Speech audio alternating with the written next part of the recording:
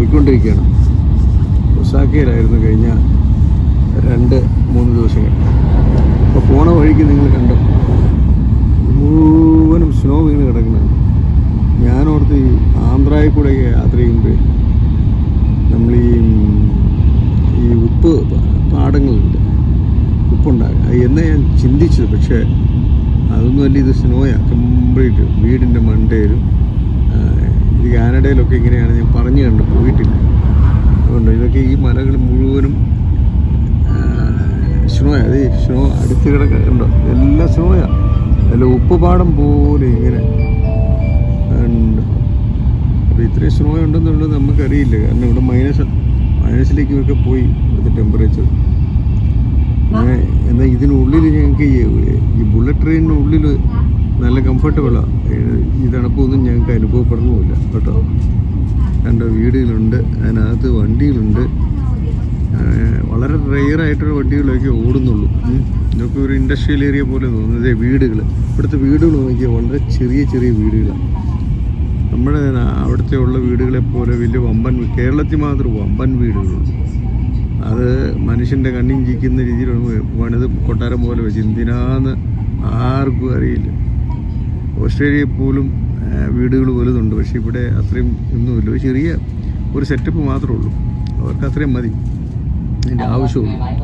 കാരണം അതിനകത്തൊന്നും താമസിക്കാൻ കൂടുതൽ ആളുകളൊന്നും ഇല്ലല്ലോ. ഇവർക്ക് പോപ്പുലേഷനൊക്കെ വളരെ കുറവായതുകൊണ്ട് മക്കളും കുറവല്ല. അപ്പം അങ്ങനെയൊക്കെയുള്ളൊരു സിറ്റുവേഷനാണ് ഇവിടുത്തെ കേട്ടോ. ഇതുകൊണ്ട് ആളുകളൊക്കെ അവിടെ ഇവിടെയൊക്കെ ഈ ഇടയ്ക്കിടയ്ക്ക് ഓരോന്നൊക്കെ കാണുന്നുണ്ട് ഈ പോകുന്ന വഴിക്ക്. അത്രയേ ഉള്ളൂ, വേറെ ഒന്നും ഞങ്ങൾ കാണുന്നില്ല. ഇവനേതാണ്ട് അനൗൺസ് ചെയ്യുന്നുണ്ട്, ഞങ്ങൾക്ക് മനസ്സിലാവുന്നുണ്ട് ഇത് എന്നോ ആണെന്ന്. അതുകൊണ്ടോ കണ്ട് ഇടയ്ക്ക് ഒരു വണ്ടികളൊക്കെ ഇങ്ങനെ പോകുന്നുണ്ട്. ഇവിടെയും ആളുകൾ താമസമുണ്ട്. ഇവിടെ എല്ലാം ലോക്കൽസാണെന്ന് എനിക്ക് തോന്നുന്നു. കണിബീസ് കണ്ടോ, ബുള്ളറ്റ് ട്രെയിൻ ഇപ്പിച്ച സ്പീഡൊക്കെ കുറച്ചിട്ടുണ്ട്. അത് അടുത്തൊരു സ്റ്റേഷനിലേക്ക് എത്താൻ പോകാമെന്ന് എനിക്ക് തോന്നുന്നു. അത് മെയ്ബറ എന്ന് പറഞ്ഞൊരു സ്റ്റേഷൻ, മെയ്ബാറ. അപ്പം മൈബാറയിലേക്ക് എത്തിക്കൊണ്ടിരിക്കുകയാണ് ട്രെയിൻ. അപ്പം അതിപ്പോൾ സ്പീഡ് അവൻ കുറച്ച് അവൻ വരുന്നു കേട്ടോ. ഇതിനിടയ്ക്ക് വണ്ടികളൊക്കെ പോകണം, നിങ്ങൾക്ക് കാണാമല്ലോ. അതിൽ അധികമൊന്നുമില്ല, കുറേശ്ശെ ഇടയ്ക്കൊക്കെ ഇതിൽ പോകുന്നുണ്ട് കേട്ടോ. കണ്ടിട്ട് ഉണ്ട്. ഇതൊക്കെ ഐസൊക്കെ കൂട്ടി വെച്ചിരിക്കണം കുറേ സ്ഥലത്ത്. അതൊക്കെ എന്തിനാണെന്ന് ആർക്കറിയാം. ഏതായാലും കൃഷിയൊന്നും ഈ സമയത്ത് ഇവിടെ നടക്കില്ല. ഇതെല്ലാം കൃഷി ചെയ്യുന്ന വലിയ വലിയ പാടങ്ങളൊക്കെ ആയിരുന്നു ഇവിടെ. ഒരുപാട് പാടങ്ങളുണ്ട് ഇതിനിടയ്ക്ക്. നമ്മൾ ഈ വയൽ പോലെ ഇങ്ങനെ കിടക്കും. അവിടെ ഇവരുടെ മെയിൻ ഈ റൈസാണല്ലോ ഇവരുടെ സുഷി റൈസ്. ലോകത്തിലേറ്റവും കൂടുതൽ സുഷി റൈസ് ഉണ്ടാക്കുന്ന രാജ്യം ഇത് തന്നെയാണ്. കാരണം ഇവരുടെ ഫേമസ് റൈസ് അതാണ്. അതില്ലെങ്കിൽ ഇവർക്കൊരു പണിയും നടക്കില്ല. കണ്ടോ, ഇത് ഞങ്ങൾ മെയ്ബാറ എന്ന ഒരു സ്റ്റേഷനിലേക്ക് എത്തിച്ചേർന്നു. ഇവിടെ ഇവൻ നിൽക്കുകയാണ് കേട്ടോ. ഇവനിവിടെ നിൽക്കും. അപ്പോൾ ഇങ്ങോട്ടൊക്കെ എത്താനായിട്ട് അധികം സമയമൊന്നും വേണ്ട. ഇവിടെ ഈ ബുള്ളറ്റ് ട്രെയിൻ കയറണേ നമ്മുടെ ഈ ഇവിടുത്തെ ലോക്കൽസിനൊക്കെ ഇതിന് നമുക്ക് കൊടുക്കുന്ന പൈസയൊന്നും കൊടുക്കേണ്ടതിന് അവർക്കൊക്കെ കൺസെഷൻ റേറ്റാണെന്ന് എനിക്ക് തോന്നുന്നു. കാരണം ഇപ്പോൾ സാധാരണ ഓർഡിനറി ട്രെയിൻ കയറുമ്പോൾ ബുള്ളറ്റ് ട്രെയിനിലൊക്കെ ആളുകൾ വന്ന് കയറി പോണത്. പിന്നെ വേറൊരു കാര്യമുണ്ട്, ഈ ട്രെയിനിന് വലിയ കാര്യമായ ആളുകളൊന്നും ഇവിടെ ഇല്ല. ഞങ്ങൾ നോൺ റിസർവിലാണ് കയറി, റിസർവേഷനുള്ള ഇതുണ്ട്. അങ്ങോട്ടേക്ക് ഞങ്ങൾ കയറിയിട്ടില്ല. അപ്പോൾ ഈ നോൺ റിസർവിലാണെങ്കിലും ആളുകളൊന്നും കാര്യമായിട്ടൊന്നുമില്ല കേട്ടോ. ബോഗിയിലൊരു 10-15 പേരുണ്ട് കാണുമായിരിക്കും, അതിൽ കൂടുതലൊന്നും ഇല്ല. പക്ഷേ ഫുൾ കപ്പാസിറ്റി ഉള്ളൊരു ട്രെയിനുമാണ് കേട്ടോ. പ്രത്യേക ടോയ്ലറ്റുകളും കാര്യങ്ങളൊക്കെ ഉണ്ട് ഇതിന്.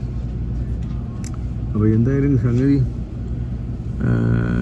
ഇങ്ങനെയൊക്കെ ഏകദേശമൊക്കെ നിങ്ങൾക്ക് അകത്ത് കയറാൻ പറ്റിയില്ലെങ്കിലും പുറത്തുനിന്നുള്ള സംവിധാനങ്ങളൊക്കെ നിങ്ങൾ കാണുന്നുണ്ടല്ലോ. ഇതൊക്കെയാണ് ഇവിടുത്തെ പ്രധാനപ്പെട്ട കാര്യങ്ങൾ. അപ്പോൾ ഇങ്ങനെ ഇവിടെ ടൂറിസ്റ്റുകളായിട്ട് പിന്നെ ആളുകളുണ്ട്. അതുപോലെ തന്നെ ടൂറിസ്റ്റുകളാണ് മെയിൻ കേട്ടോ. ഇവിടുത്തെ മെയിൻ ആളുകൾ അവിടെ ഈ ടൂറിസം വലിയൊരു ഒരു ട്രെയിനുകൾക്കാണേലും ആൾ കയറണമെങ്കിൽ ടൂറിസ്റ്റുകൾ വേണം. ഇഷ്ടംപോലെ ടൂറിസ്റ്റുകൾ വന്നു പോകണം. അത് ഈ രാജ്യത്തിൻ്റെ ഒരു വലിയൊരു അഭിമാനമാണ്. കാരണം ടൂറിസ്റ്റുകളെ ആകർഷിക്കാൻ വേണ്ടിയിട്ട് ഇവരങ്ങനെ ടൂറിസത്തെ ഒരുപാട് പ്രോത്സാഹിപ്പിച്ച്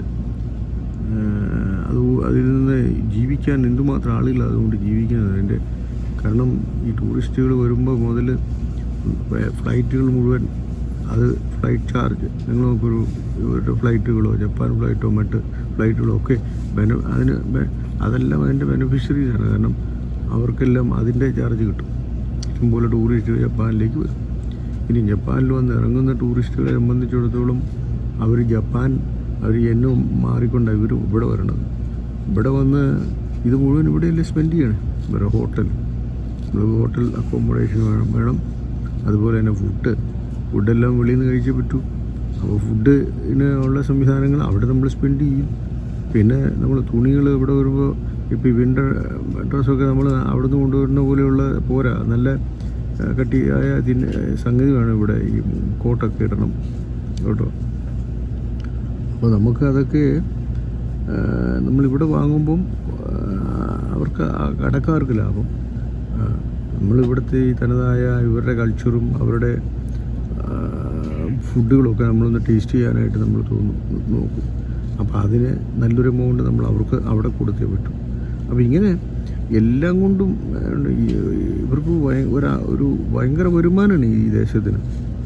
ടൂറിസത്തെ അത്രമാത്രം അവർ പ്രോത്സാഹിപ്പിക്കുന്നു എന്നുള്ളതിൻ്റെ ഒരു വ്യക്തമായ ഒരു തെളിവാണ് കേട്ടോ.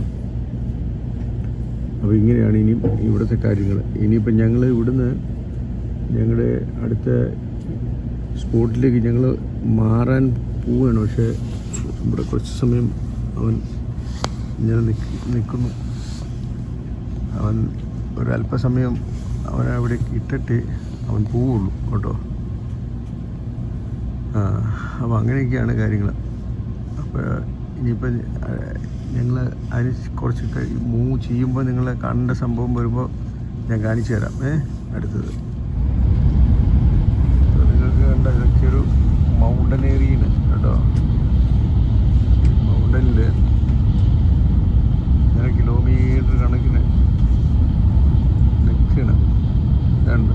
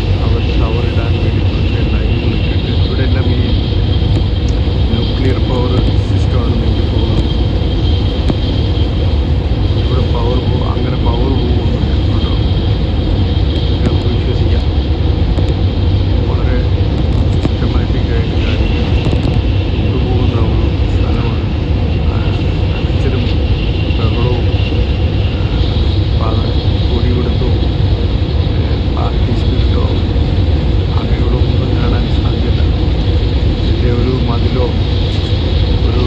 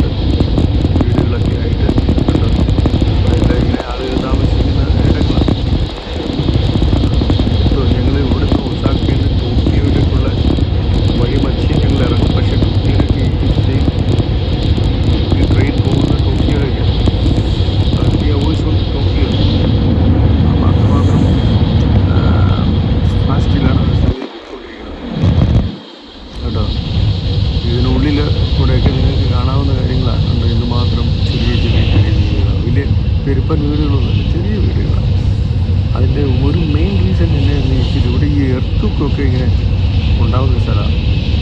നമ്മളറിയാതെ ഭൂമി കുലുക്കമൊക്കെ ഉണ്ടാവും. അപ്പോൾ അതൊക്കെ ഭയങ്കര സിവിയറായ കുലുക്കം ഉണ്ടായാലും ഈ വീടുകൾ തകർത്താരും മരിക്കരുത്. അപ്പോൾ അതിനുള്ള സേഫായിട്ടാണ് അവരെ ഉണ്ടാക്കിയത്. നമ്മുടെ നാട്ടിലൊക്കെ എന്ന് പറഞ്ഞാൽ സിമെൻ്റ് അങ്ങ് ഇട്ട് മണ്ടയിലങ്ങ് കയറ്റിയൊക്കെ ഇല്ല, അതിൻ്റെ മുകളിലും താഴെ. അതിനെന്തെങ്കിലും ഒന്ന് സംഭവിച്ചാൽ എലി അടിച്ചിരി ചാടിയോടെ ഇരിക്കും നമ്മളൊക്കെ, അതുപോലെ ചാടിഞ്ഞു പോകും. ഇവിടെ എന്ന് പറയുമ്പോൾ അതില്ല.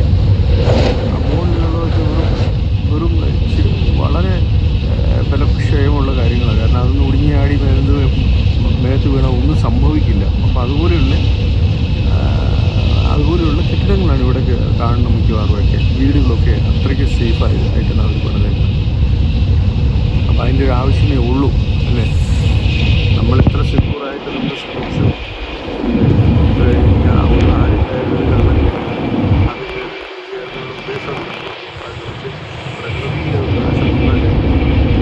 പോലൊരു സംഭവമൊക്കെ വന്ന് നമ്മളൊക്കെ കണ്ടു. അപ്പോൾ ഇവരതിനെല്ലാം മുൻകരുതലോടുകൂടി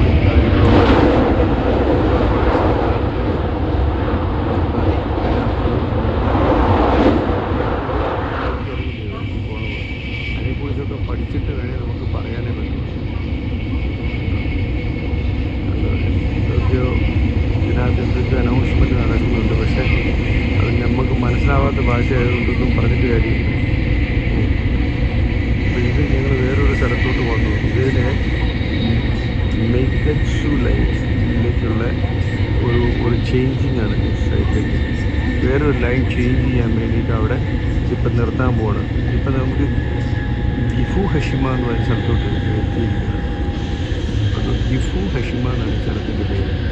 അപ്പോൾ നമ്മൾ ഗിഫു ഹഷിമയിലെടുപ്പോൾ ഈ ബുള്ളറ്റ് ട്രെയിൻ ഇപ്പോൾ അവിടെ നിർത്തും. ഗിഫു ഹഷിമ. അപ്പോൾ വേണ്ട സ്പീഡെല്ലാം വളരെ കുറച്ചു. സംഭവം അവിടെ ബ്രേക്ക് ഡൗൺ ചെയ്യാൻ പോവാണ്. ഇവിടെയും ഉണ്ട് ട്രെയിൻ ഗേറ്റുകളും ഒക്കെ ഉണ്ട്. അതിന് അടുത്ത സൈഡിൽ കൂടെ വേറെ റൂട്ടിൽ കൂടെ കാറുകൾ പോകുന്നു.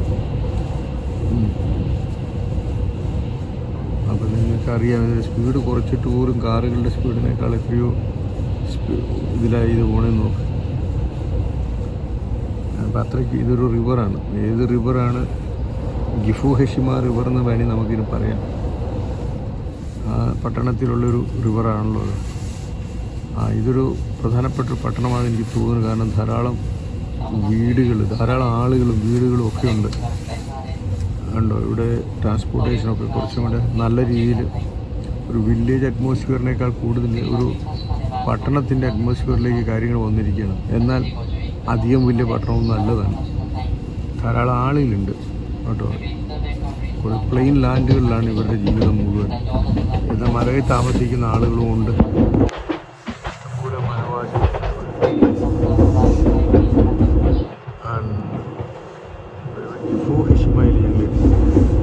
ഇനി ഞങ്ങൾക്ക് ഇവിടെ നിന്ന് 1 മണിക്കൂർ മേലെ പിന്നെയും യാത്രയുണ്ട് കേട്ടോ. അപ്പോൾ ഞങ്ങളിങ്ങനെ ഓരോ സ്റ്റേഷൻ എത്തുമ്പോൾ നിങ്ങളെ ഇങ്ങനെ കാണിച്ചു തരാം എന്തുവാണ് ഇവിടുത്തെ കാര്യങ്ങളൊക്കെ. പോയിക്കൊണ്ടിരിക്കുകയാണ് കാര്യങ്ങൾ. കണ്ടല്ലോ ജപ്പാൻ്റെ ഏകദേശം ഒരു രൂപം ഇപ്പോൾ നിങ്ങൾക്ക് കിട്ടിക്കാണുമെന്ന് ഞാൻ വിശ്വസിക്കാം.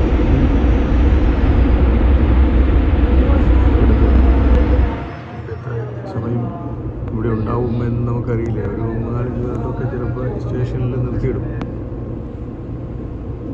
ഓക്കെ. അപ്പോൾ ഇനിയിപ്പം ഞാൻ ഇത് നീങ്ങി ഈ സ്റ്റേഷൻ